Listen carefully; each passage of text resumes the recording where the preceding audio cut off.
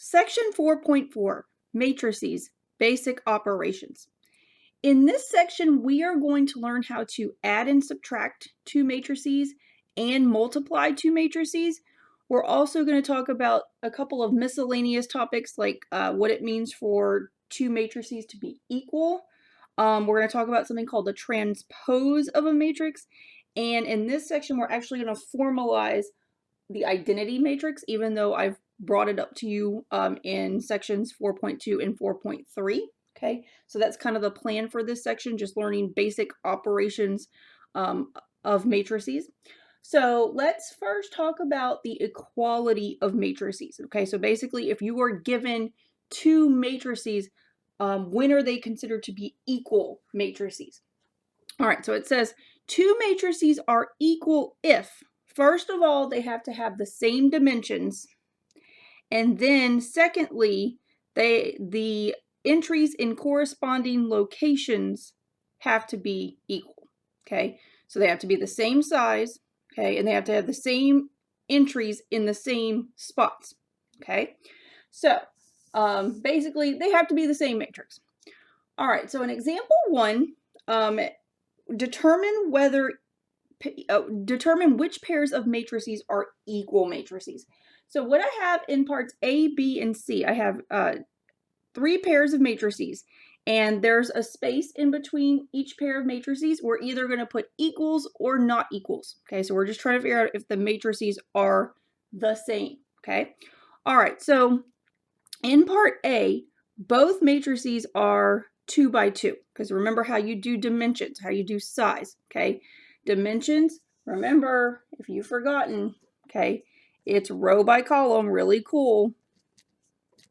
Okay, so both of these guys are 2 by 2. Okay, so this is a 2 by 2, this is a 2 by 2. So not only do you have to check the size, but you have to make sure that they've got the same numbers in the same spots. Okay, so top left corner, there's a 1 here and a 1 here. Okay, so those match.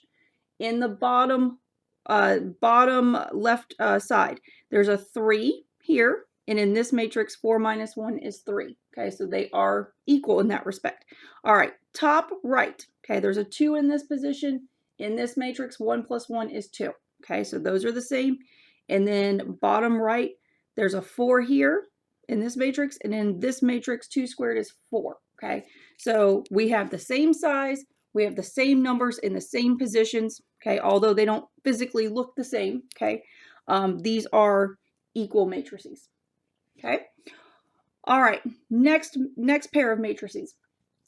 Okay, so on the left here, this is a 2 by 2 matrix, okay, and on the right, it has 1, 2, 3, 4 rows, 1 column, okay. Because they are not the same size, okay, they are automatically considered to be not equal, okay? Even though, if you notice, look at the elements themselves. Both matrices have 1, 2, 3, and 4 as the numbers, okay? But the size is what prevents these two matrices from being equal. They have to be the same size and have the same numbers in the same positions, okay? All right, so part C, okay, we have a 2 by 2 matrix here and a 2 by 2 matrix here, okay? So we need to check corresponding elements. So in the top left, there's a 1 here and a 1 here, okay? Bottom left, there's a 3 here and a 4 here, okay? So the corresponding elements do not match. If there's a 3 in the bottom left in this matrix, there needs to be a 3 in the bottom left of this matrix, and that's not happening, okay? So these are not considered equal matrices. Okay, so that's what equal matrices are. Okay, you have to have the same size and you've got to have the same numbers in the same positions. Okay, all right, next topic. Okay, something called the transpose of a matrix. Okay, the transpose of a matrix A is the matrix A transpose. Look at that notation. It looks like you're doing A raised to the T power, but that's A transpose. It is formed by turning each row into a column, or equivalently each column into a row. Okay, so basically what you need to think about here, okay, for a transpose, every, well, let's do it this way. Think about it this way, okay? So if you get a matrix and you're asked to form the transpose matrix, this is how you're going to do it. The first row becomes the first column, okay? The second row becomes the second column. The third row becomes the third column, and so on. Okay, that's what a transpose means, okay? Remember, you can have as many rows and columns as you want in a matrix, okay? So you're just basically taking each row and turning it into a column to form a new matrix called the transpose matrix, okay? Do not forget this notation. If you see something that looks like a raised to the t power, that is indicating the transpose matrix, okay? Don't forget that, okay? All right, so here's the first one in example 2. It says find the transpose of each matrix, okay? So we have two matrices we're going to do this for, okay? So in part A, I'm going to write my notation. I am forming a transpose. It is going to be a brand new matrix, okay? All right, so what's going to happen here is in A, the first row is going to become the first column, okay? So the row 2, -1, +1 is now the first column instead of the first row. And then the second row, 1, 0, 1, is going to become the second column, okay? And that's it, okay? Each row has become a column instead, okay? It's a brand new matrix, okay? Notice how the dimensions are related, okay? If you look at the original matrix, it is 2 rows and 1, 2, 3, 3 columns. It is a 2 by 3 matrix, but since now you're interchanging the rows and columns with transpose, this is going to become, you're going to flip-flop the dimensions. You're going to have 3 rows now and 2 columns. Okay, so note that relationship.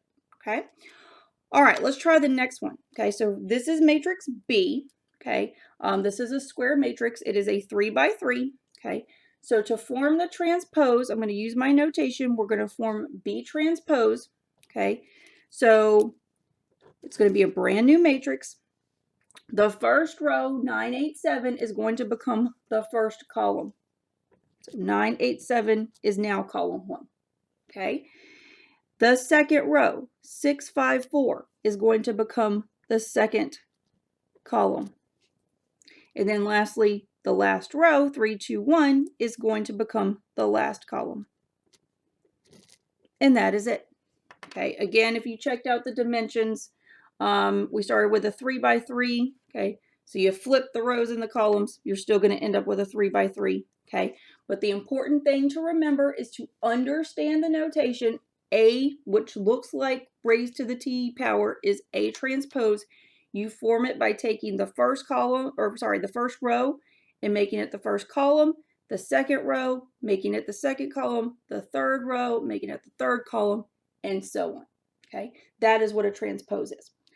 All right, next kind of miscellaneous topic is identity matrix. And we have already talked about this, but now we can make it a formal thing that we've talked about this.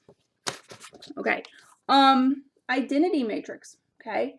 Identity matrix is actually really, really important, especially when we do sections 4.5 and 4.6, which I usually teach together.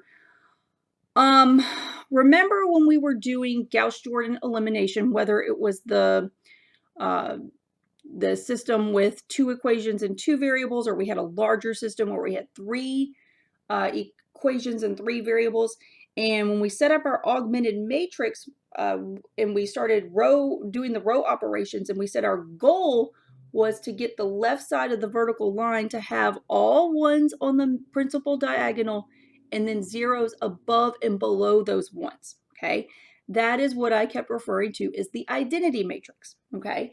That is what the identity matrix basically is, okay? So let's read about it, okay? Up here it says an identity matrix is a square matrix. So that's, first of all, very important. Hopefully you've picked up on that by now, but if not, let's go ahead and make sure you pick up on it. The identity matrix has to be a square matrix. It has to have the same number of rows as columns, okay? It is going to have ones on the principal diagonal and zeros everywhere else, okay? We write I equals I subscript n for the n by n identity matrix, okay? Basically, you can have identity matrices of different sizes, okay? You can have a 2 by 2 identity matrix, a 3 by 3, a 4 by 4, a 5 by 5, and so on, okay? As long as you have a square matrix with ones on the principal diagonals and then zeros above and below those ones, that constitutes an identity matrix. Okay, so in example 3, okay, it just asks you to write down different identity matrices. Okay, it says state each of the following identity matrices. Okay, so I2, okay, so one thing let me point out before we continue. You know how we name matrices with capital letters, like we've done matrix A, we've done matrix B, and we use capital letters to talk about the matrices themselves, and then lowercase letters of the same letter. So like if you had matrix capital A, the elements inside would be named with lowercase a's and had, you know, the little subscripts on them, okay? The letter I for a matrix is reserved for the identity matrix, okay? So maybe you aren't given the matrix itself, but it just references I, like I2 or I3 or I4.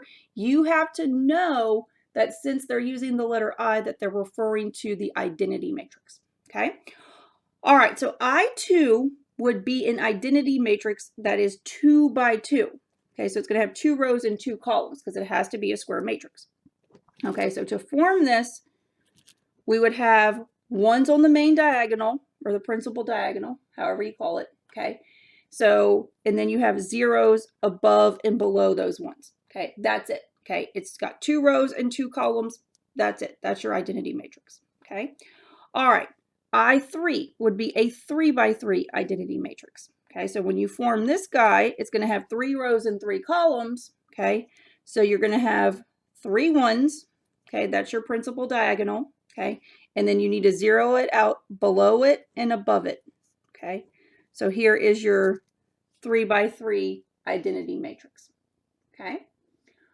All right, we'll do one more, okay? Because again, you could have I100. We can't write all these down, okay? But if you had I4, that would be a 4 by 4. It's going to have 4 rows and 4 columns. Has to be a square matrix, okay? So this time, you're going to have 4 ones. 1, 2, 3, 4, okay? And then you're just going to zero out above and below.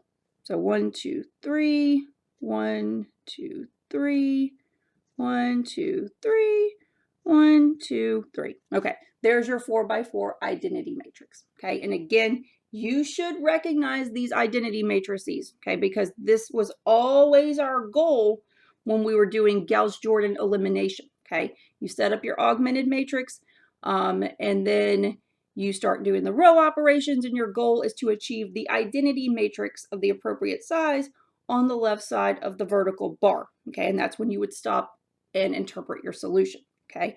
The identity matrix, like I said, in sections 4.5, 4.6, they are really going to play another important role, okay? So we want to make sure that you understand what an identity matrix is.